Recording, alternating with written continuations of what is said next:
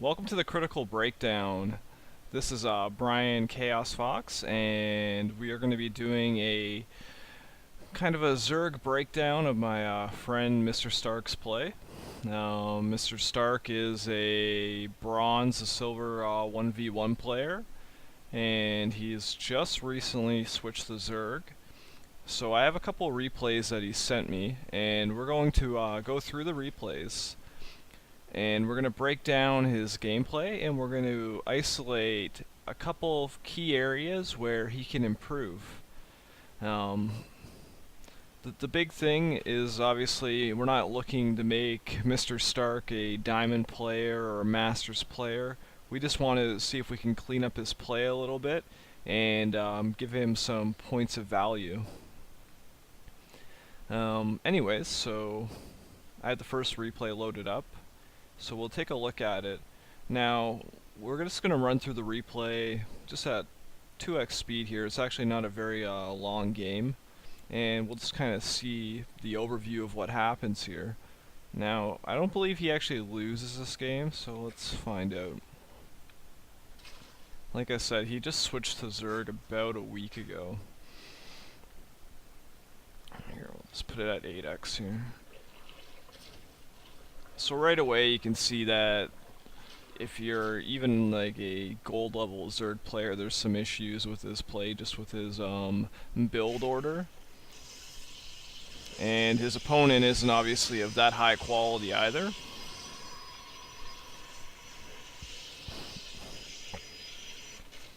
But it's not really about build order in this video. It's going to be about analyzing some more of the basics. So if we look at what he's done here, he's made some Zerglings and some roaches. Looks like he's going to attack. Got some cannons up, kills them.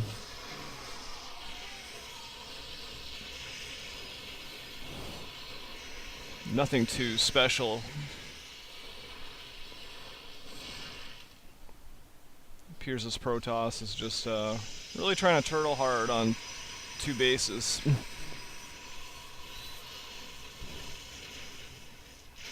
We may go through the Protoss point of view at a later date to isolate what he did really wrong, because he kind of botched this expand, but he gives up at this point.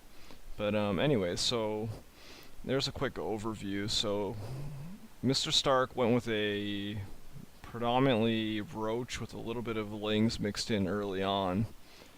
So let's like replay back here, and we'll like analyze this play a little bit closer. So right away he sends his overlord out to scout, which is excellent. A lot of lower level players struggle with having a good sense of what's going on the map, whether that's by sending out your overlords to expansions, trying to take control of the towers on the maps. Map control is something that a lot of new players struggle with.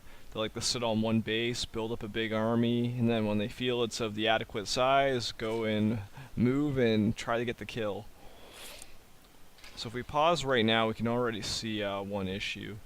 Mr. Stark waited until he was at 10 of 10 to create his first overlord, and obviously that's slowed his build order down considerably, because now he's waiting there and he's starting to bank minerals, which when you're very early game, there's no reason you should really ever go above 100 minerals even, unless you're planning on throwing down like a hatchery. In this case, he throws a spawning pool down just because he's waiting for money, and he still hasn't even built the overlord yet. So even early on, big bump in his play. And just out of necessity of all the money banking up, he's thrown down a like oddly timed spawning pool and his extractor. But regardless, you can have some kind of bumps in your play here. He is doing some okay behaviors. He is checking for any Protoss cheese, maybe a cannon rush in the back under the gas.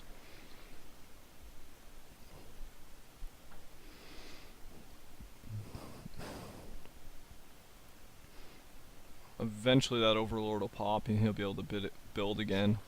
But now he's up to almost 200 minerals, and then we're not even past the 3-minute mark of the game. But once again, like, his Overlord's scouted, he's sending his other one out already, so it's not all bad by any means. One interesting thing to note is Mr. Stark hasn't built any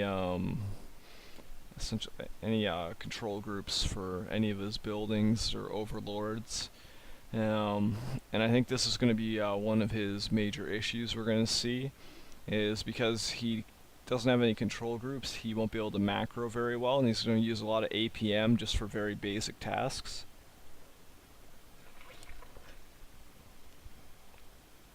We're not going to really look at whether this throwing down this roach warren now was a good thing, or why is getting this much gas, at what point should he pull workers out of the gas.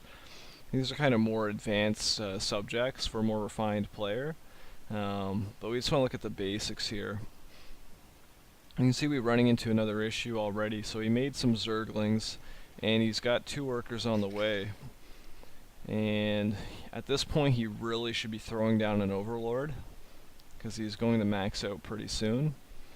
He is getting his Queen a little bit late, but it's not a big deal. And this time it looks like his Overlord timing isn't as late, but it's still going to be supply blocked here for another couple of seconds. Unfortunately, he's playing a player which in my opinion is far worse than he is, and he's actually still ahead at this point. So if we look at another issue here, we have like the Queen energy, which typically having that Queen on a hotkey,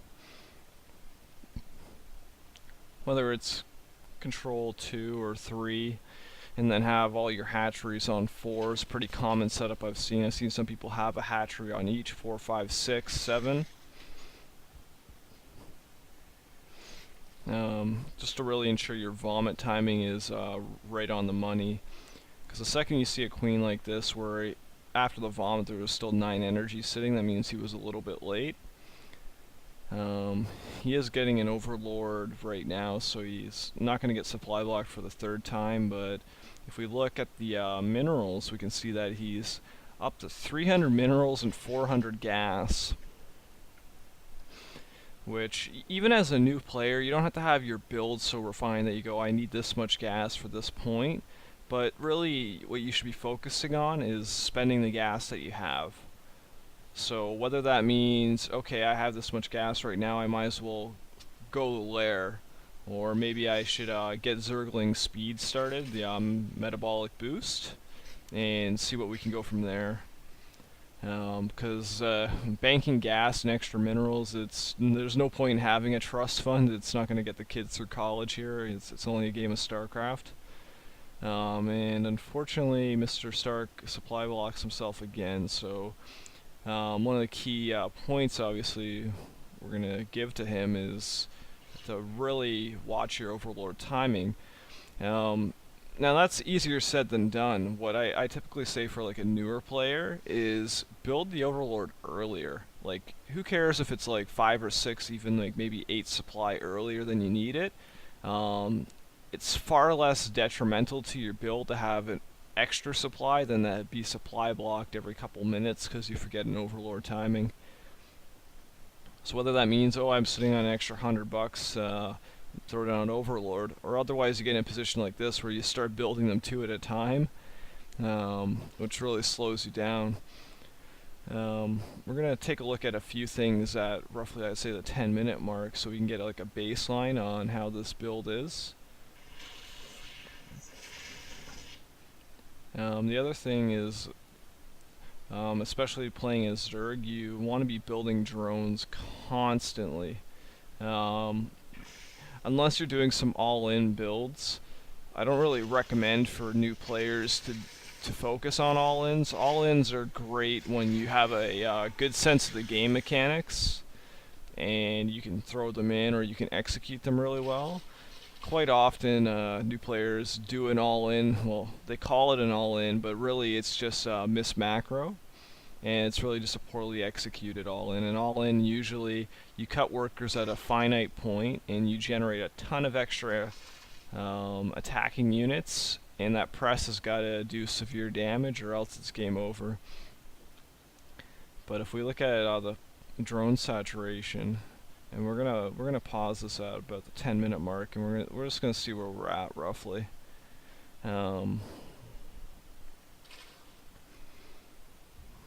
So we're at the 10-minute mark, and now if we take a look, we can see that he's sitting at a 40 supply. He has lost a few guys trying to attack, so I'd say maybe he's closer to about 48 supply created.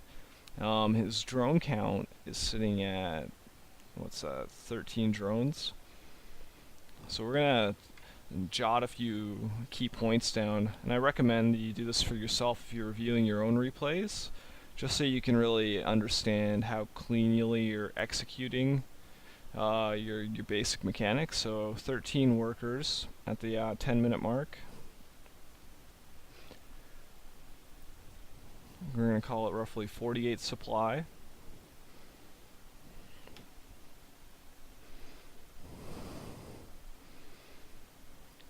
Let's see here.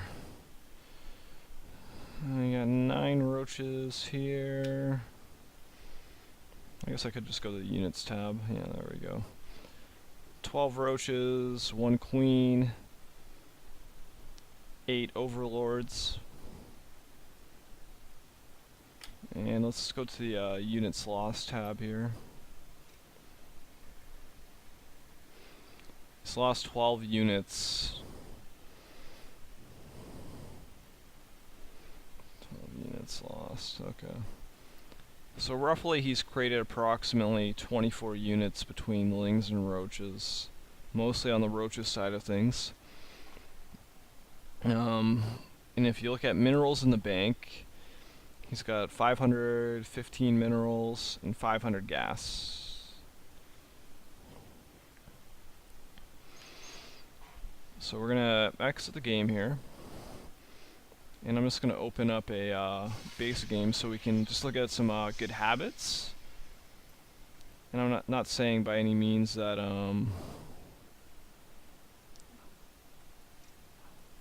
that I'm like the final word on what's good as far as building setups and hotkeys, but we're just gonna lay down some really basic fundamentals here. Whenever the game wants to load here. So we'll throw a Zerg.